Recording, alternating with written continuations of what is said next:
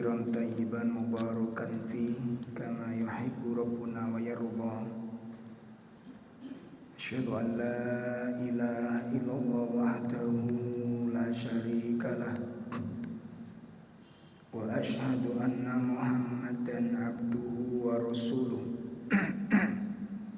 اللهم صل وسلم وبارك على نبينا محمد وعلى آله وأصحابه ومن تبعهم بإحسان إلى يوم الدين. أما بعد. يا أيها الذين آمنوا اتقوا الله حق تقاته ولا تموتن إلا وأنتم مسلمون. Khawatul iman, Bapak Ibu sekalian yang dimuliakan Allah. Alhamdulillah pada malam hari ini kita bisa hadir di dalam kajian rutin kita. Mudah-mudahan Allah memberikan sikap istiqomah kepada kita semua agar kita bisa meraih derajat yang tertinggi di sisi Allah Subhanahu wa taala. Sekali lagi saya ingatkan untuk diri saya sendiri dan kepada panjenengan semua bahwa ibadah yang paling sulit, ibadah yang paling berat di dalam Islam itu ada 3. Tidak ada yang lebih berat ibadah dalam Islam kecuali 3 perkara ini. Tidak ada ibadah yang paling sulit di dalam Islam kecuali 3 perkara ini. Yang pertama adalah al-ikhlas. Itu ibadah yang paling sulit. Ya. Yang pertama adalah al-ikhlas. Itu ibadah yang paling berat, paling sulit. Ya, sehingga nasihat penting bagi kita semuanya, kalau kita sudah merasa selamat dari syirik akbar, sudah tidak melakukan syirik, dan kita sudah selamat dari perbuatan bid'ah. Ya, jadi kalau kita merasa sudah selamat, sudah menjauhi perbuatan syirik, sudah menjauhi bid'ah, itu bukan berarti kita terbebas dari salah dan dosa. Ya, karena di sini kadang-kadang kita ceroboh. Karena kita sudah selamat dari syirik dan kita sudah jauhi syirik, kita sudah selamat dari bid'ah dan kita betul-betul menjauhi bid'ah, kemudian kita merasa selamat dari dosa dan kesalahan. Ini kekeliruan yang sangat amat besar. Ya. Ketika syaitan mengetahui orang-orang ahli tauhid dan ahli sunnah yang menjaga tauhidnya dan menjaga sunnah jangan tercampuri dengan kesyirikan dan jangan tercampuri dengan kebid'ahan, setan masuknya melalui keikhlasan. Ya, setan garapnya kita dalam bidang keikhlasan. Ini hati-hati kita. Ya, tidak ada seorang alim pun di kalangan ulama, baik dari kalangan sahabat, kalangan tabi'in, tabi'ut tabi'in, yang tidak takut dengan masalah riya ini.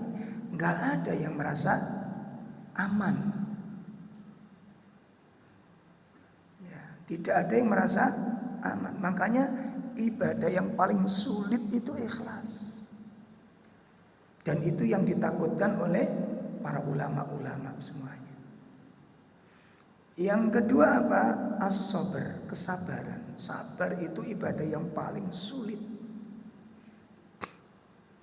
Apalagi bagi kita para teman-teman yang memiliki sifat jihadiyah.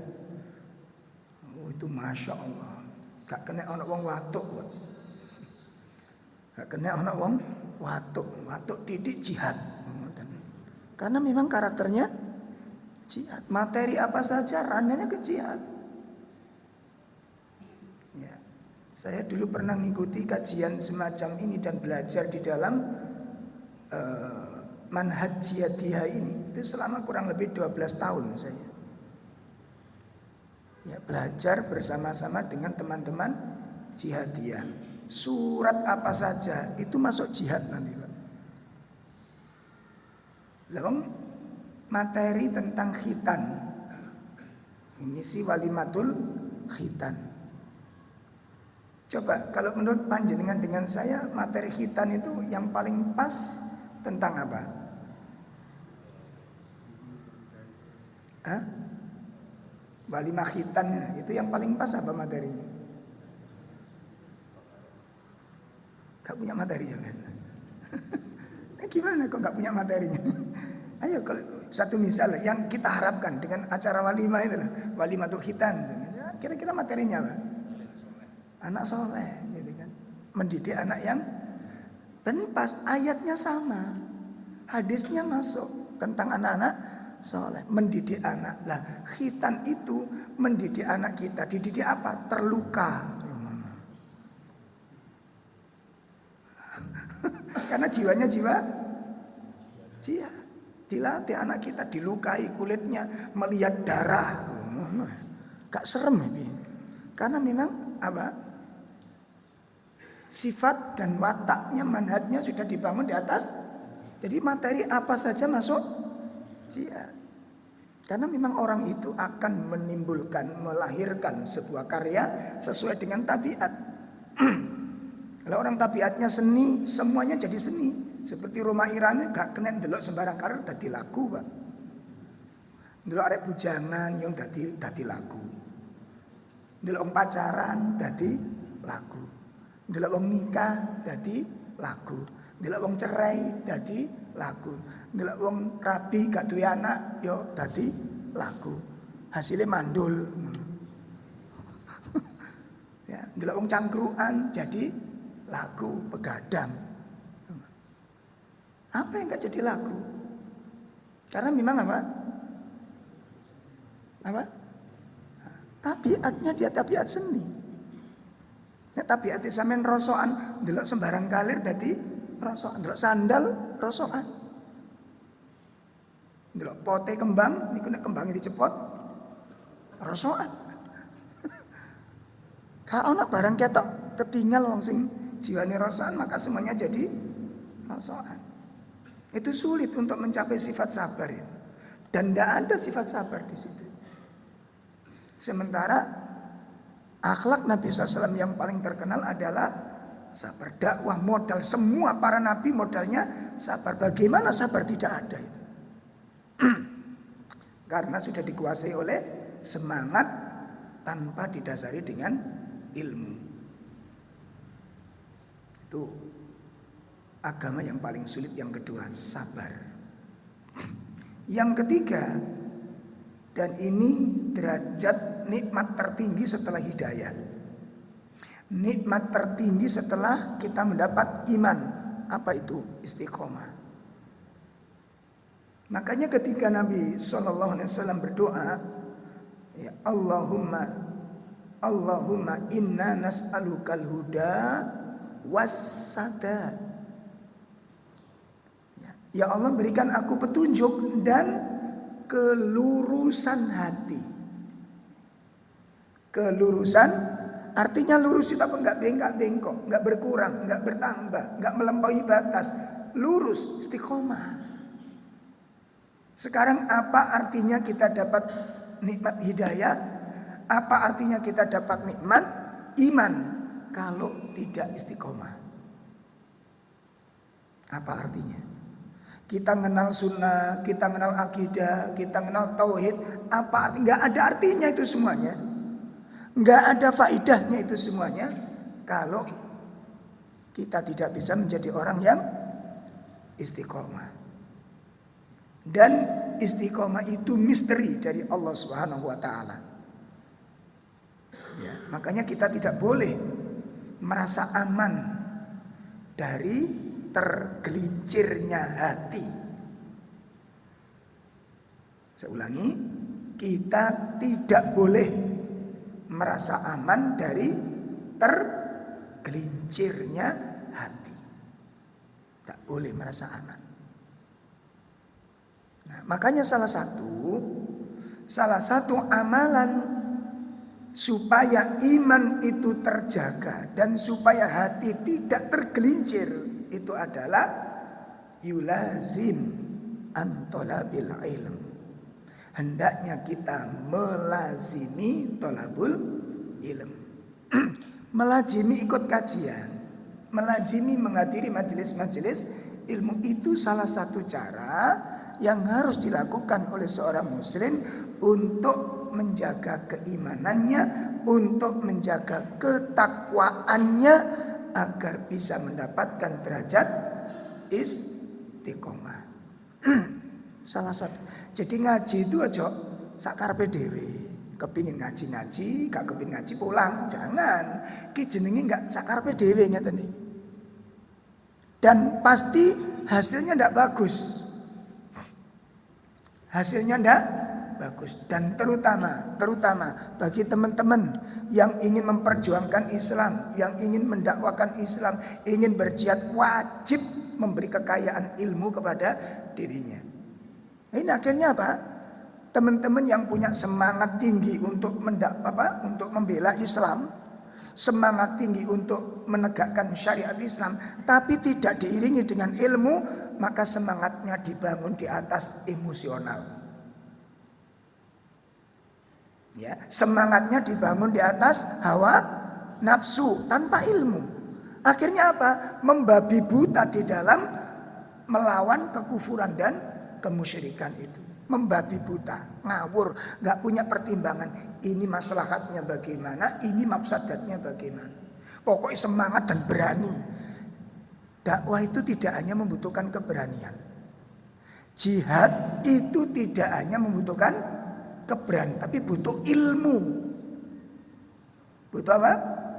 Ilmu. Ketika semangat tidak diikuti dengan ilmu, sudah dipastikan jihadnya ngawur dan tidak dibenarkan menurut syariat. Baik. Nah, Bapak Ibu sekalian yang dimuliakan Allah, maka 3 perkara tadi, ikhlas, sabar, dan istiqomah, harus menjadi PR bagi kita semuanya. Menindaklanjuti materi kita, tafsir Al-Baqarah, ayat yang kedua, poin terakhir. Pertemuan yang lalu kita membahas tentang fadilah as-sadaqah, tentang keutamaan sedekah. Dan sangat amat banyak keutamaannya, ya, yang tidak mungkin kita akan bahas secara keseluruhan. Dan itu sudah kita terangkan secara simpel pada pertemuan yang lalu. Dan malam ini kita akan membahas lanjutan poin ini tentang sifat orang yang bertakwa adalah orang yang selalu menginfakkan hartanya. Berarti apa? Orang yang bertakwa, orang yang beriman itu jauh dari sifat bakhil. Jauh dari sifat bakhil. Ya. Jadi kalau ada orang mengaku beriman, mengaku bertakwa, kemudian dia bakhil, maka sudah bisa dipastikan imannya tidak benar. Imannya tidak benar. Takwanya cacat. Ya, takwanya cacat. Maka poin ini menjadi evaluasi bagi kita, ya, renungan bagi kita. Apakah kita termasuk orang yang mudah berinfak? Apakah kita termasuk orang yang mudah bersedekah? atau kita justru menjadi orang-orang yang sulit ketika berinfak dan bersedekah. Mari kita evaluasi. Jadi kita kalau termasuk orang-orang yang dermawan, termasuk orang yang lapang, yang begitu mudah di dalam berinfak, itu tanda-tanda benarnya keimanan. Maka Nabi mengatakan apa? As-shadaqatu burhan. Sedekah itu merupakan apa? Bukti tentang benarnya keimanan seseorang. Ya, jadi sedekah merupakan apa? Bukti iman, benarnya keimanan seseorang, benarnya ketakwaan seseorang. Makanya ketika Allah menyebutkan sifat-sifat orang yang bertakwa, kemudian menyebutkan tentang sholat, pasti di belakangnya menggandengkan ayat-ayat tentang infak dan zakat. Wa yuqimunas sholata wa mimma razaqnahum yunfikun. Alladzina yuqimunas sholata wa mimma Alladzina yuqimunas sholata wa yu'tunaz zakat. Itu pasti digandengkan setelah orang menegakkan sholat, maka diikuti dengan infak. Ya, setelah menyebutkan tentang orang yang menegakkan sholat, digandengkan dengan sifat zakat. Itu selalu digandengkan dengan dua sifat tersebut. Nah, maka di sini ayolah ikhwah rahimani wa rahimakumullah, bagi di antara kita yang mungkin masih eman, ya merasa eman untuk bersedekah, eman untuk infak, maka ada ayat-ayat yang perlu kita simak, ya, peringatan-peringatan dari Allah yang perlu kita ketahui agar kita bisa selamat dari sifat tersebut, agar kita bisa bebas dari sifat bakhil. Karena sifat bakhil merupakan sifatul munafikin. Saya ulangi, sifat bakhil merupakan bagian dari sifatul munafikin, bagian dari sifat-sifat orang munafik. Ya, bagian dari sifat-sifat orang munafik. Nah, sekarang mari kita simak ayat-ayat yang mengingatkan dan memberikan ancaman bagi orang-orang yang mempertahankan kebakhilannya. Ya, karena ada orang-orang ingin menjaga istiqomah di dalam kebakhilan. Apa istiqomah dalam bekam? Jadi mediten itu dipertahankan. Makanya diancam oleh Allah Subhanahu wa taala dan diancam oleh Nabi sallallahu alaihi wasallam. Apa di antara dampak buruk dari kebakhilan? Yang pertama, bakhil merupakan bagian dari sifat dolim. Bakhil bagian dari sifat zalim. Dan hukum kedzaliman haram secara mutlak. Tidak ada satupun kedzaliman kecuali diharamkan oleh Allah Subhanahu wa taala.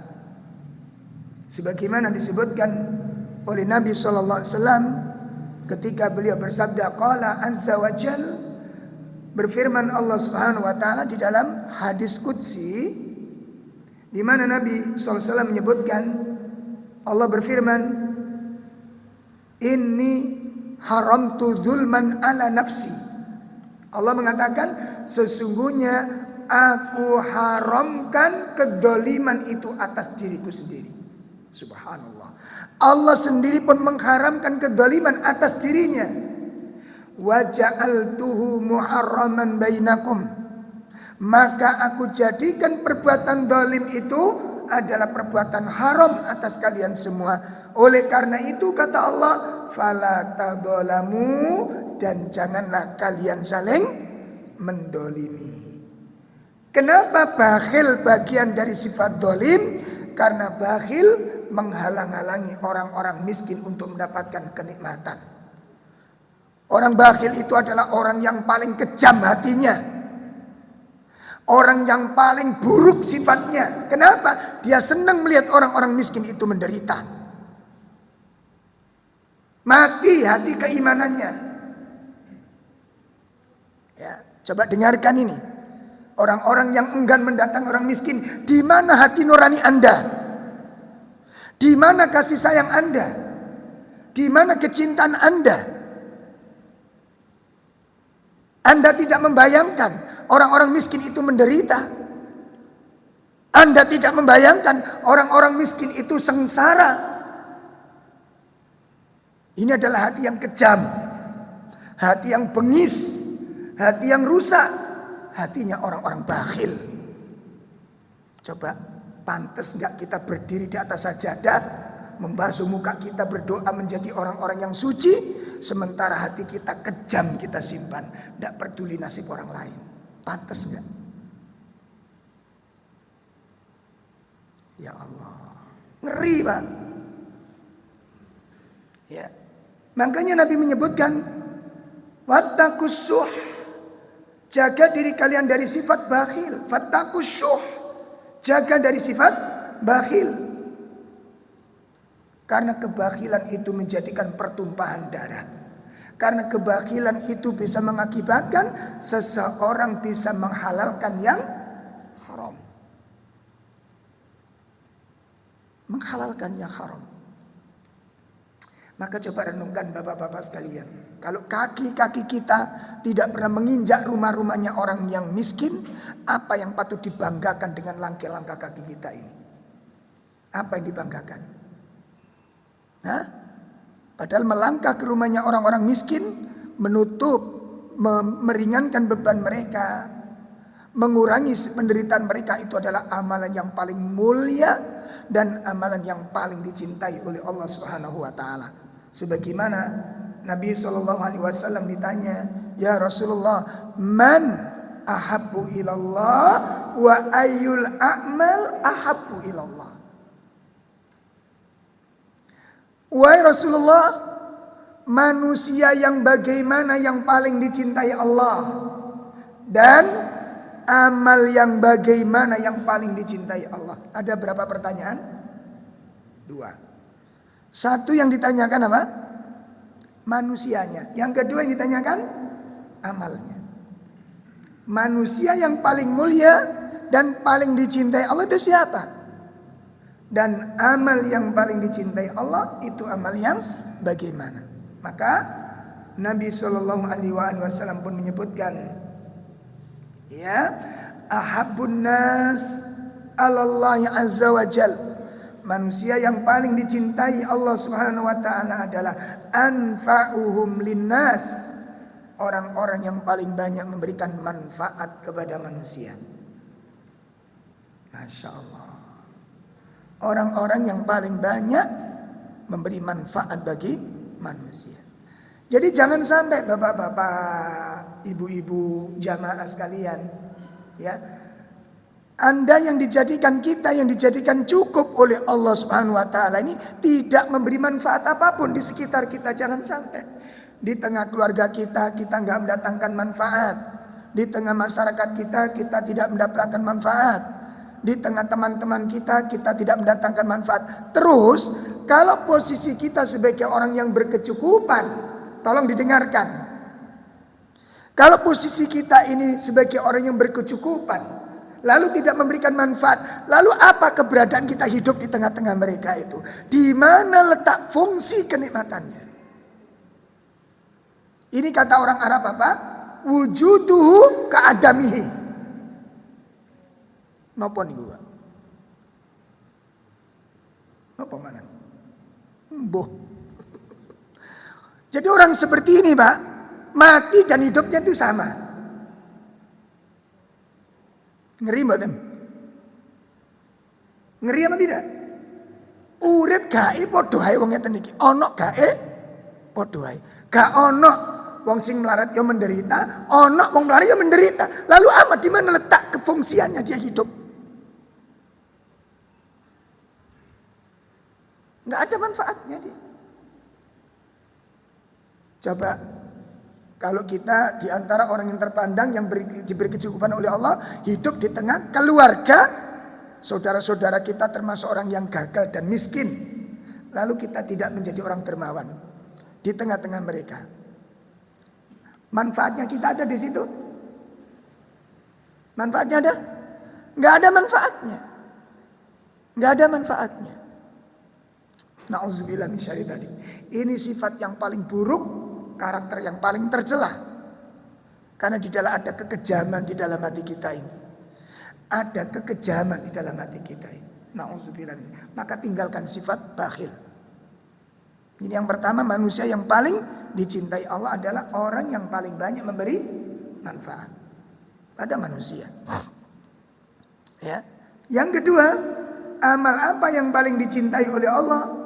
Nabi menyebutkan sururun yudkhilu 'alal muslim, engkau memberikan rasa bahagia kepada sesama kaum muslimin. Engkau memberikan rasa bahagia kepada sesama kaum muslimin. Masya Allah. Dan itu luas maknanya, Pak.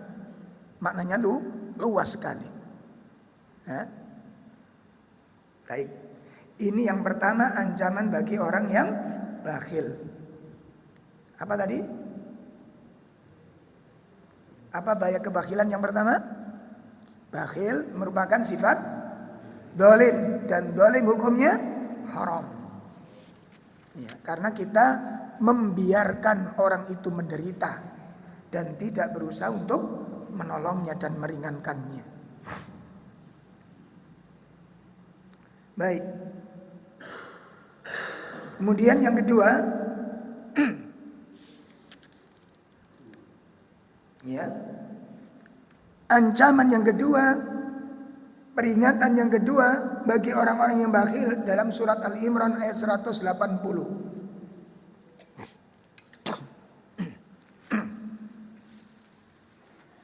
Surat Al-Imran 180.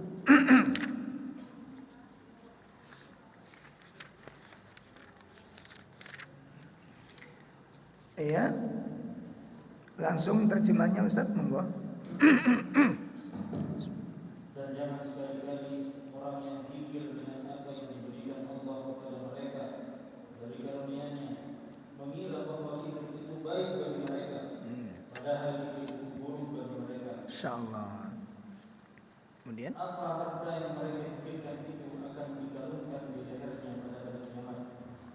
Milik Allah lah warisan apa yang ada di langit dan di bumi. Allah Maha Teliti terhadap apa yang kamu kerjakan. Astagfirullahaladzim. Ini Allah Subhanahu wa taala mengancamkan jangan sekali-kali orang yang bakhil, yang kikir dengan apa yang diberikan Allah kepada mereka itu anggap baik. Itu adalah keburukan. Itu adalah apa? Itu adalah keburukan, sifat-sifat yang tercela, akhlak yang tercela, pribadi yang hina. Maka Allah mengingatkan dengan ayat ini, jangan sampai orang yang bakhil itu merasa kebakhilan itu merupakan suatu kebaikan, bahkan itu keburukan bagi mereka. Dan yang paling mengerikan apa kata Allah? Apa yang mereka bakhilkan itu nanti pada hari kiamat dikalungkan di atas mereka bukti dan sebagai bendera kebakhilannya di sisi Allah Ta'ala. Jadi itu tanda kebakhilannya ketika orang-orang dikirim menghadap Allah Subhanahu Wa Ta'ala. Jadi kelihatan yang munafik ada bendera kemunafikannya, tanda-tanda kemunafikannya dibawa di atas mereka. Yang bakhil dikasih tanda-tanda kebakhilannya. Dan itu terlihat, disaksikan oleh para hamba-hamba Allah Subhanahu Wa Ta'ala ini. Ini yang kedua. Kita akan bawa harta yang kita cintai itu, yang merupakan simbol-simbol kebakhilan kita, simbol-simbol kekikiran kita bawa dan ditampakkan. Inilah potret gambar orang-orang yang ketika bakhil ketika di dunianya. Yang kedua, Allah akan memberikan azab yang menghinakan pada mereka. Ya.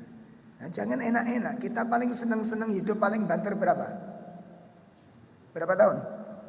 Paling banter ya 70, 80. 80 mungkin masih hidup tapi belum tentu bisa menikmati kekayaan.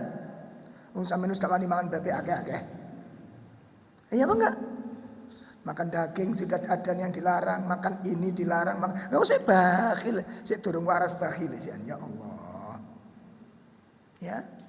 Enggak ngerti apa yang perlu dibakhil, yang disembunyikan ini untuk apa gitu loh. Untuk apa yang diarti sembunyikan ini?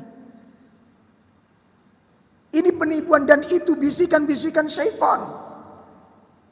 Orang yang bakhil itu mengikuti seruan syaitan. Karena apa? Ya'idukumus syaitan al-faqr. Syaitan itu membisikkan kefakiran kepada orang yang akan infak itu.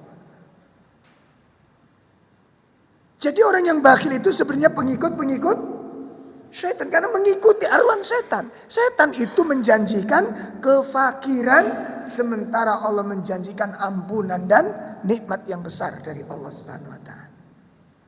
Ya'idukumus syaitanul al-faqr. Syaitan menjanjikan kefakiran pada mereka. Nah, kita lihat surat An-Nisa ayat 37. Ancaman bagi orang-orang yang bakhil. Monggo Ustaz.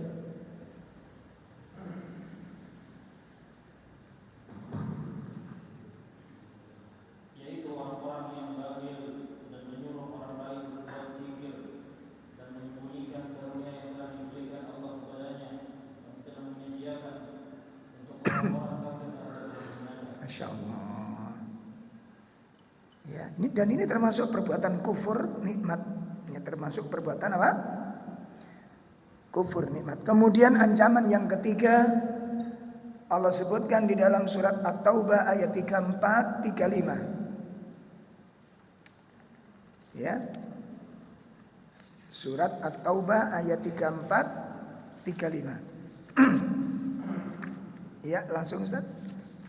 Ingatlah pada hari ketika emas dan perak dipanaskan dalam neraka jahanam, lalu dengan itu disetrika dan dilambung dan punggung mereka. Ayat 34 terdahulu Ustaz. Ayat 34 dulu. Wahai orang-orang yang beriman, sesungguhnya banyak dari orang-orang lain dan rahim-rahim mereka benar-benar memakan harta orang dengan jalan yang batil, dan mereka menghalang-halangi manusia dari jalan Allah. Dan orang-orang yang menyimpan emas dan perak dan tidak menginfakkannya di jalan Allah, maka berikanlah kabar gembira kepada mereka bahwa mereka akan mendapat azab yang pedih. Iya. Ingatlah pada hari ketika emas dan perak dipanaskan dalam neraka jahanam, lalu dengan itu disetrika dahi, lambung dan punggung mereka, seraya dikatakan kepada mereka, inilah harta bendamu yang kamu simpan untuk dirimu sendiri. Maka rasakanlah akibat dari apa yang kamu simpan itu. Insya Allah. Ini azab dari Allah Subhanahu wa ta'ala. Ya. Ini azab dari Allah. Makanya kita jangan enak-enak rekreasi ke sana, beli ini, beli itu, bangun ini, bangun itu. Jangan senang-senang. Bukan dilarang, Pak, bangun rumah yang besar, boleh. Beli kendaraan yang bermerek, boleh. Rekreasi ke teman-teman wisata, tidak dilarang.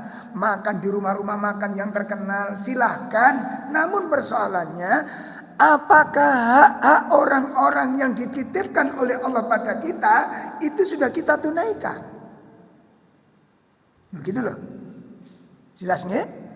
Jadi kalau sebagian orang miskin, sebagian orang kaya, memang Allah ciptakan demikian. Memang Allah ciptakan demikian. Kita yang dijadikan kaya itu diamanai oleh Allah. Hartanya orang-orang miskin itu dititipkan pada kita. Makanya difungsikan, digunakan dan disalurkan kepada mustahik, orang-orang yang berhak untuk mendapatkan bagian harta itu. Jadi kalau hari ini kita sukses dengan kekayaan kita, dengan usaha kita, itu tidak murni 100% untuk kita. Kalau Allah ingin cabut, bisa bagi Allah. Itu apa sulitnya bagi Allah? Dilimpahkan pada orang lain. Apa sulitnya bagi Allah? Ya. Atau Allah menghalang-halangi kita untuk bisa menikmati, tidak 1% pun Allah izinkan kita menikmati. Itu bagi Allah mudah. Bagi Allah mudah itu. Maka jangan dipaksa oleh Allah. Jangan apa? Saya ulangi, jangan dipaksa. Ya, jangan eman-eman untuk dikeluarkan. Kalau orang-orang eman-eman dikeluarkan, nanti Allah mengeluarkan dengan cara paksa dan itu sangat menyakitkan. Sehingga percaya silakan. Dipertahankan kebakilannya. Nanti Allah ambil dengan cara Allah dan itu sangat menyakitkan. Pasti, sudah pasti. Karena tadi sekali kedoliman itu tidak akan bertahan lama, Pak. Kezaliman itu tidak akan bertahan lama. Kemudian yang keempat, Allah Subhanahu wa taala sebutkan di dalam surat Al-Haqqah. Surat apa? Al-Haqqah. Dari ayat 25 sampai ayat 32. Cukup panjang, silakan. Cuma suratnya pendek-pendek ya. Dan ada orang yang kitabnya diberikan di tangan kirinya. Masya Allah. Maka dia berkata, alangkah baiknya jika kitabku ini tidak diberikan kepadaku, sehingga aku tidak mengetahui bagaimana perhitunganku. Wahai kiranya perhatian itulah yang menyebabkan segala sesuatu. Kataku sama sekali tidak berguna bagiku. Kuasaanku telah hilang dariku. Allah berfirman, tangkaplah dia lalu belenggulah tangannya ke lehernya. Kemudian masukkanlah dia ke dalam api neraka yang menyala-nyala. Kemudian belitlah dia dengan rantai yang panjangnya 70 hasta. Ini ancaman bagi orang-orang yang bakhil. Makanya karena kekejamannya kepada orang miskin, kejahatan yang dilakukan dengan kebakhilannya, membiarkan orang-orang lain sengsara, yang bertumbuk-tumbuk dengan hutang, akhirnya dia mencuri, akhirnya dia terjebak di dalam riba. Karena kita tidak memberikan hak mereka, maka Allah akan memperlakukan kita dengan perlakuan yang sangat kejam di akhirat. Ya. Kekejaman kita di dunia kepada orang-orang miskin akan dibalas kekejaman oleh Allah Subhanahu wa taala. Tolong diingat-ingat ini. Bagi teman-teman, bapak-bapak yang eman kalau untuk infak, eman untuk sedekah, eman untuk zakat, eman untuk kurban. Itu kejahatan yang besar yang kita lakukan. Dan berarti orang-orang seperti ini telah menyiapkan dirinya untuk mendapatkan kekejaman dari Allah Subhanahu wa taala. Allah katakan di ayat tersebut, dan adapun orang yang kitabnya diberikan di tangan kirinya, dia berkata, alangkah baiknya jika kitabku ini tidak diberikan kepadaku. Masya Allah. Sehingga aku tidak mengetahui bagaimana perhitunganku. Wahai, kiranya kematian itulah yang menyudahi segala sesuatu. Hartaku sama sekali tidak berguna bagiku. Kekuasaanku hilang dariku. Maka Allah mengatakan, apa kata Allah? Melihat orang-orang seperti apa yang dilakukan oleh Allah Ta'ala, Allah menyatakan, khuduhu faghullu. Khudu, tangkaplah dia. Tangkap dia. Faghullu, dan belenggulah dia dengan tangan ke lehernya. Tsummal jahima sallu. Kemudian masukkanlah dia ke dalam api yang menyala-nyala. Tsumma fi silsilatin dar'uha sab'una dhira'an fasluku. Kemudian belitlah dia dengan rantai yang panjangnya 70 hasta. Perlakuan kita kepada orang fakir miskin itu sebenarnya adalah memperlakukan diri kita dalam kesengsaraan di hadapan Allah Ta'ala. Siapkan. Wahai yang mencintai harta, wahai yang menahan-nahan hartanya, wahai yang merasa eman untuk dikeluarkan. Allah Subhanahu wa taala telah memberikan peringatan ini. Kemudian dijelaskan sebab kenapa mereka diperlakukan seperti itu. Allah sebutkan ayat 33 dan ayat 34. Innahu kana la yu'minu billahil azim wa la yahuddu ala ta'amil miskin. Ini penyebabnya. Ini yang menyebabkan Allah memperlakukan dengan perlakuan yang sangat kejam. Karena mereka telah berbuat kejam kepada orang-orang miskin. Silakan. Sesungguhnya dia orang yang tidak beriman kepada Allah yang dan juga dia tidak mendorong orang lain untuk memberi makan orang miskin. Ini Pak. Makanya kita upayakan, kita usahakan masjid punya program dana sosial. Ya. Jadi gak digawe bangun masjid pengen. Masjid wis kena tinggoni, wis api adem sudah cukup diapakno maneh katanya. Nah, masyarakat di sekitarnya ini yang harus daftar janda-janda ada, itu loh. Ojo nomere telepone rondo nom-nom sampean simpen. Rondo sing tuwek-tuwek gak direk. Ya, daftar jamaah yang duafa kira-kira kunjungi, ada waktu kunjungan, ada jadwal ngaji tok ai. Ngaji itu bagus, tapi bagaimana pengejawantahannya? Ya, kita tahu ilmu tapi nggak tahu keadaan masyarakat. Ini satu kedzaliman dan satu perbuatan yang salah. Kenapa? Karena kita tidak pernah berkunjung, akibatnya kita nggak ngerti keadaannya. Bagaimana kita punya program sosial, wong kita tidak tahu keadaan orang-orang di sekitar kita. Hah? Bagaimana Pak? Akhirnya dosa-dosa ini kita lakukan. Tidak ada anjuran, ayo kita tolong, ayo kita. Tidak ada seruan seperti ini. Undangan untuk mengantarkan kemudahan orang, tidak ada. Ini sangat tidak benar. Nanti bagian orang gereja keliling sampai memeti gak karu-karuan. Disalahkan gereja, jangan salahkan gereja. Jangan salahkan orang-orang kafir. Wong kita diam 1000 bahasa. Tangan-tangan kita lumpuh, kaki-kaki kita lumpuh, mata-mata kita buta, tidak bisa melihat penderitaan orang lain. Ini kan ngeri kalau demikian kaum muslimin. Padahal Al-Quran mengajarkan bagaimana Pak. Sunnah mengajarkan bagaimana Pak. Ya. Jadi jangan kita sibuk hanya menyenangkan anak cucu kita sendiri saja, jangan. Ini kedzaliman. Gimana rasa empati kita kepada sesama manusia? Nanti kalau mereka kedaulat orang-orang kafir, anaknya disekolahkan, ekonominya dibantu, terus masuk Kristen, kita salahkan. Wah itu karena ini, karena kita selama ini ngapain? Kita tertidur pulas dengan keangkuhan kita. Persoalannya adalah sampean kali-kali ku rumangsa dosa apa ora nek ngene iki lho. Iku masalahe, Pak. Rumangsa dosa apa ndak ngono lho masalah kuwi. Nauzubillah min syaitan. Enggak patut seorang mukmin demikian, Pak. Enggak patut.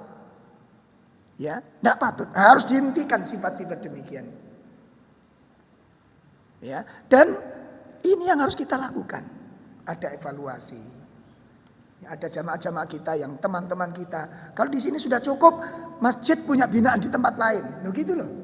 Masjid punya binaan di daerah mana? Kerjasama dengan asatid-asatid yang punya program-program dakwah di pelosok-pelosok. Itu Masya Allah Pak. Banyak penderitaan di sana. Kita temukan rombong-rombong orang-orang kecil itu. Semuanya dari orang-orang Nasrani. Di mana peran kita? Gimana? Yang disalahkan siapa begini? Lalu kita salahkan, wah itu lemahnya iman. Kita nggak pernah datang, nggak pernah mengunjungi. Ketika mereka murtad kita salahkan lagi. Nauzubillah. Dobel apa mana? Dosa apa lagi yang kita cari ini? Dosa apa lagi yang kita cari ini? Ya Allah, ya Allah.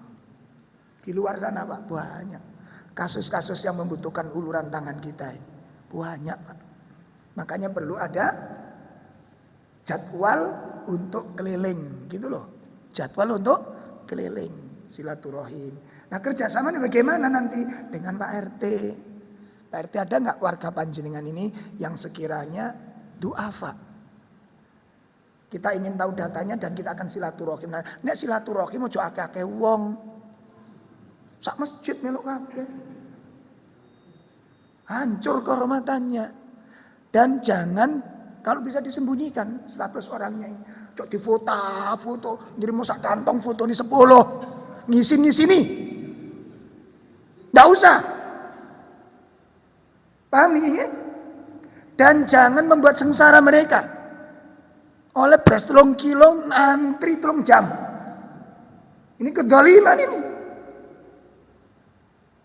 Kita yang datang ke rumahnya secara diam-diam, kehormatannya terjaga, kebutuhannya itu Masya Allah. Dan kalau bisa Pak, nek saged, aku gak muring-muring sampean ora. Mak gemes tenan, gemes. Kadang-kadang kita itu, makanya kadang itu tak delok mobil-mobil itu Jatim Park, Taman Safari, stiker loh, WBL, wah opo template no kabeh. Gak dilarang, boleh. Persoalannya berapa rumah orang miskin yang sudah Anda kunjungi? Hah? Ini tempat-tempat wisata sak Jawa Timur ini wis sampean tekani kabeh. Berapa rumah orang miskin yang sudah kita datang duduk di sana setengah jam saja sudah menderita sampean, yakin menderita. Kenapa? Gak disuguhi blas. Makanya kula mbak Sam itu kenapa kita malas datang ke rumahnya orang miskin? Karena itu gak ada jaminan. Dan kita tidak mau menderita seperti mereka. Coba duduk di tengah-tengah mereka, duduk bersama mereka. Gak usah lama-lama, setengah jam sudah menderita kita Pak. Kenapa? Rasanya gak enak Pak. Ono kursi papat dilunggui gak kena kabeh. Lungguh sing ngene kreta. Niku mboten saged dilunggui, Pak. Oke, pindah situ kreot mboten. Kursi papat niku dipasang, cek pantes sama ono kursi ini. Saya mengatakan demikian menemukan kasus-kasus demikian. Saya mengatakan demikian karena menemukan kasus-kasus demikian. Persoalan ini lho Pak, rumangsa dosa apa ora? Iki repotin ning kene. Nek kula mek sampean berbuat begitu itu enggak merasa dosa, makanya akan ada perubahan. Orang bertobat, merubah diri, itu wong nek rumangsa ngapunten lho, saya ceplos-ceplos begini, cek ngerti ngono lho. Kadang nek disindir-sindir, gak ngerti-ngerti. Wen bres-bres ngene wis. Mbok rontok mbok gak nayenge iki.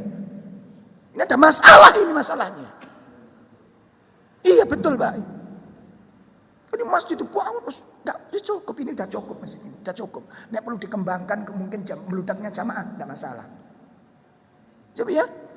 Nah, selebihnya dari itu ada manajemen untuk sosial, ada jadwal untuk silaturahim. Kalau bisa diusahakan nanti. Ya, berikutnya. Nah, ini coba berikutnya. Apa sanksi dari Allah Ta'ala bagi orang-orang yang tidak peduli? Atau tetangganya miskin, tetangga sampai utang tumpuan kita tidak tahu, kita selamat nggak? Tidak akan selamat kita. Kita lihat siapa kita dan bagaimana kedudukan kita di mata Allah Subhanahu Wa Taala apabila kita membiarkan dan tidak peduli dengan orang-orang yang miskin di sekitar kita. Allah Subhanahu Wa Taala mengingatkan di dalam surat Al-Maun ayat 1 sampai 3. Allah katakan di mana? Ara'aital ladzi yukadzibu bid-din fadzalikal ladzi yad'ul yatim wala yahuddu ala ta'amil miskin. Silakan.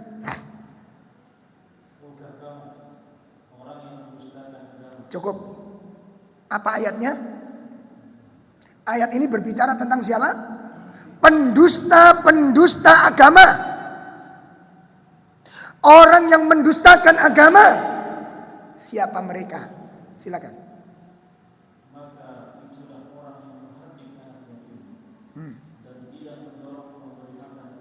Wahai yang ahli tahajud. Wahai yang ahli puasa sunnah. Wahai yang ahli masjid. Ternyata kita berdiri di saat tahajud sebagai para pendusta agama ketika kita tidak peduli dengan orang-orang yatim, anak miskin ini. Sadar? Rumongso?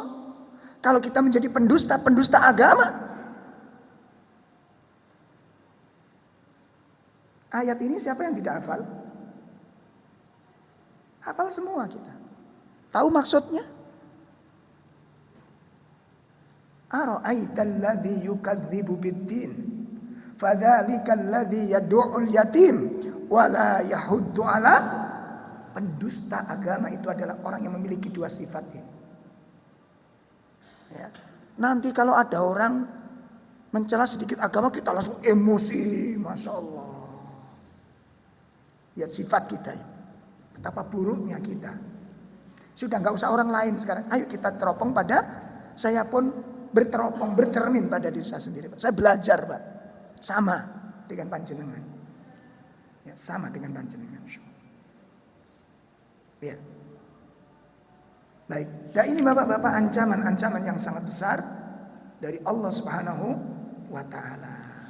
Mudah-mudahan ini bermanfaat dan masih banyak ini ancaman-ancaman yang sangat mengerikan, ya. Ini ada sekitar 10 macam yang belum kita bahas. Ya, tentang ancaman-ancaman yang sangat berat bagi orang-orang yang apa tadi? Menahan hartanya karena sifat kebakhilan. Ya. Baik. Saya cukupkan sampai di sini apa yang bisa kami sampaikan, mudah-mudahan bermanfaat. Dan untuk bulan depan ya, supaya saya diingatkan Mas ya. Materi lanjutan dari ini kira-kira sedekah-sedekah yang paling utama. Nanti supaya kita bangga menyalurkan harta itu supaya apa? Bangga. Kira-kira sedekah yang paling utama itu sedekah yang bagaimana? Insyaallah akan kita bahas pada pertemuan yang akan datang insyaallah. Demikian, kurang lebih mohon maaf yang sebesar-besarnya. Barangkali ada kata-kata yang sangat kasar. Ini tidak lain tujuan kami adalah untuk kebaikan kami semuanya. Mudah-mudahan ini menjadi ilmu yang bermanfaat untuk kita semuanya. Sallallahu ala nabiyina Muhammad subhanakallahumma wa bihamdika asyhadu an la ilaha illa anta astaghfiruka wa atubu ilaik. Assalamualaikum warahmatullahi wabarakatuh.